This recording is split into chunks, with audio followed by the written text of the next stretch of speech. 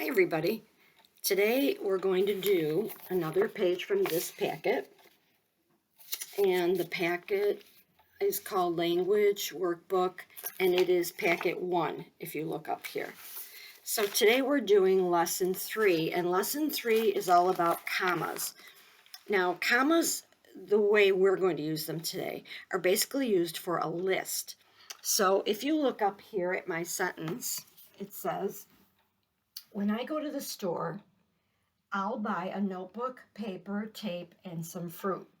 So that is a list of things I'm going to buy when I go to the store. Well, the commas would be put in certain places to make your list more readable, because if you look at this, you might think I need notebook paper or paper tape, tape made out of paper. It's confusing when things are in a list like that and you don't separate them. So here's the rule.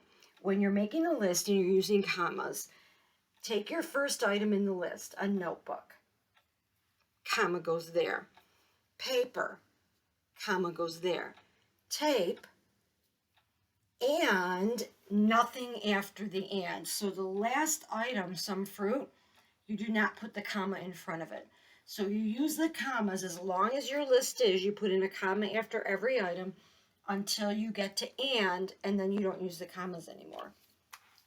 So what I would like you to do on your sheet here is try numbers 1, 2, 3, 4, and 5. See if you can figure out where the commas go in those lists of things, and then we'll check it in a second. You can stop the tape and do that real quick. Okay, so hopefully everyone did that, and you came back to see what your answers were like.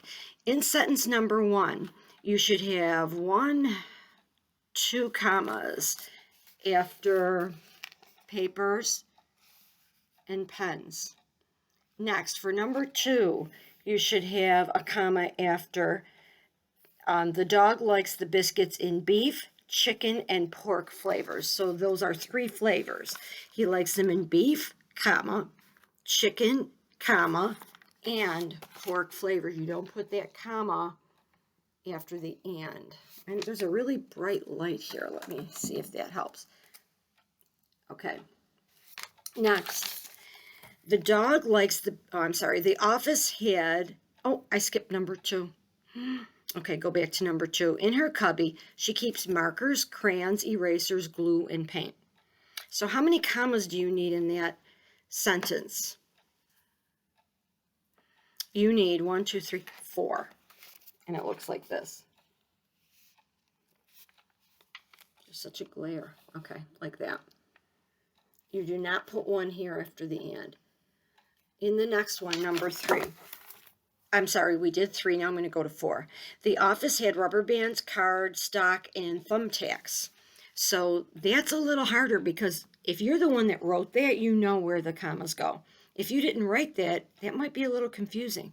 But I know what goes together. Rubber bands, those go together. So I'm going to put a comma after bands. Card stock. Card stock is that thick paper you make cards out of.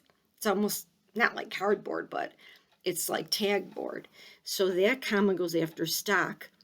And thumbtacks, and you don't do anything after thumbtacks. Oh my gosh, this is so bright. I'm trying to find a way to make that look better. Okay. Next, number 5. My son's locker was full of pictures, pens, markers, and candy. How many commas do you think you're going to need for that sentence? You're going to need 3. Okay, going down to the next 2 where you're going to rewrite it.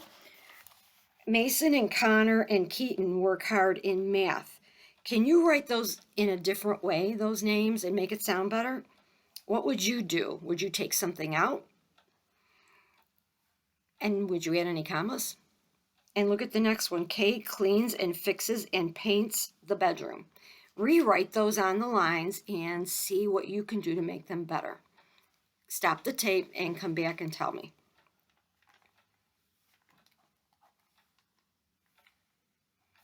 Okay, I think you're finished by now. So what we're going to do is take out a word.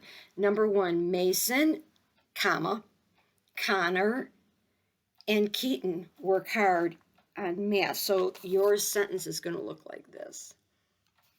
You're going to put a comma there, take out the and put a comma there. What about the next one? What did you do for that one?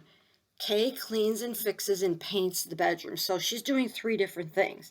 She's going to clean, so Kay cleans, comma, get rid of that and, fixes, comma, and paints the bedroom.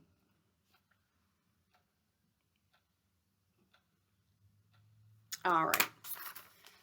Now I would like you to turn to the back of that page,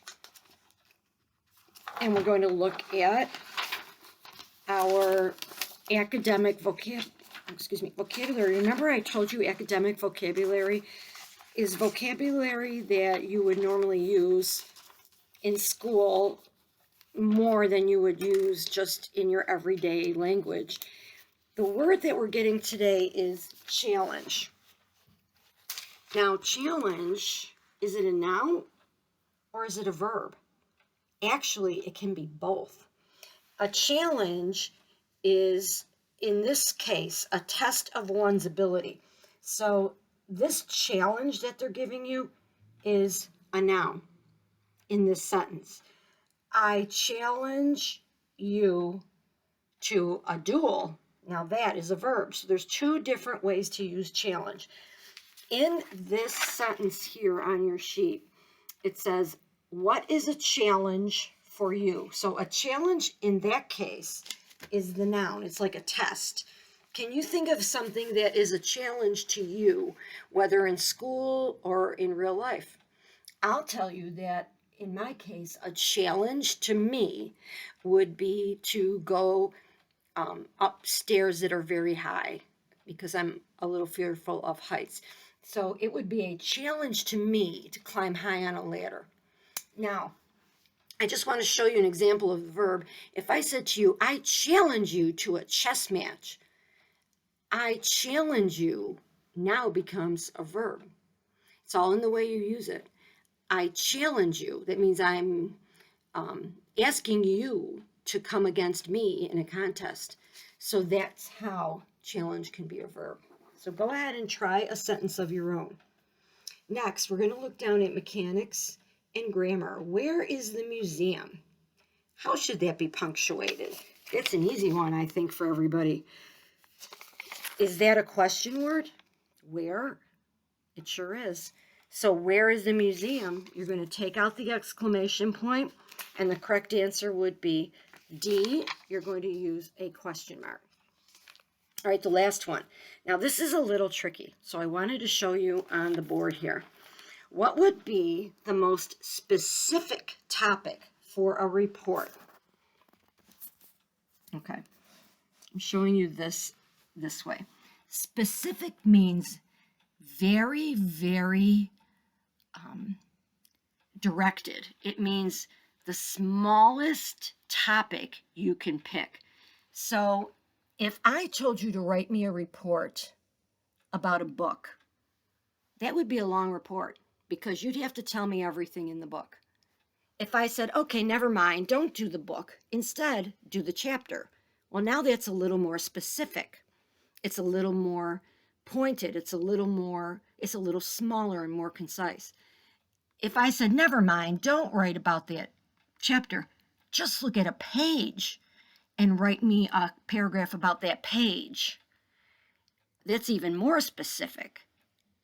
And then if I said, just use a word in a sentence, that would be the most specific of all. So do you see how I went from very big, a book, chapter got a little more specific, a little smaller, page, word. They went from a very wide topic to a very small topic. So now you're going to look at the one in the example there. And in the example, it says, which would be the most specific topic for a report? So there are some examples. They start with what skunks eat. Okay, that would be A. Wild forest creatures.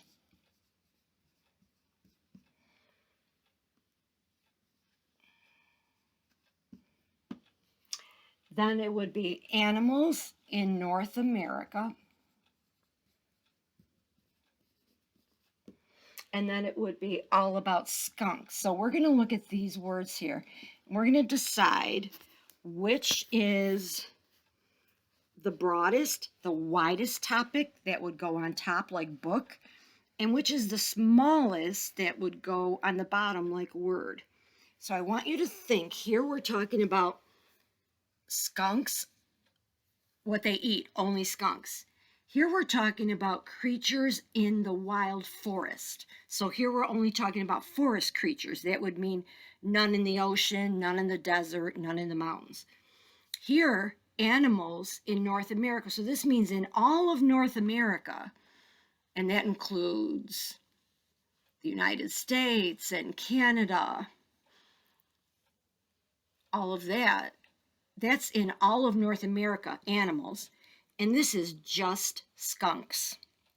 Which one do you think is the widest topic? The biggest one. If you put this one, that would be correct. Number one. Because the animals in North America, that would be a really huge topic. That would be all the animals in America and all the animals in Canada. That's all North America. Okay, so next, let's see. I would say the next narrow, so here we're going to put North America. What would be the next smallest group? Well, you could say all the creatures in the forest. Because now you know that we're talking about only animals that live in the forest. Next, if you go down to the next version, you could say skunks, because that means everything about skunks. And the last one would be what skunks eat. So North America, forest, skunks, and then it got even smaller, what skunks eat. And that would match that upside down pyramid, or if you look at this, it's kind of like an ice cream cone. Wide at the top, smaller on the bottom, just like our topics that I wrote in here. Okay, so boys and girls, that is the next lesson. I hope that I see you for every lesson in the language arts booklet. Okay, I will talk to you tomorrow.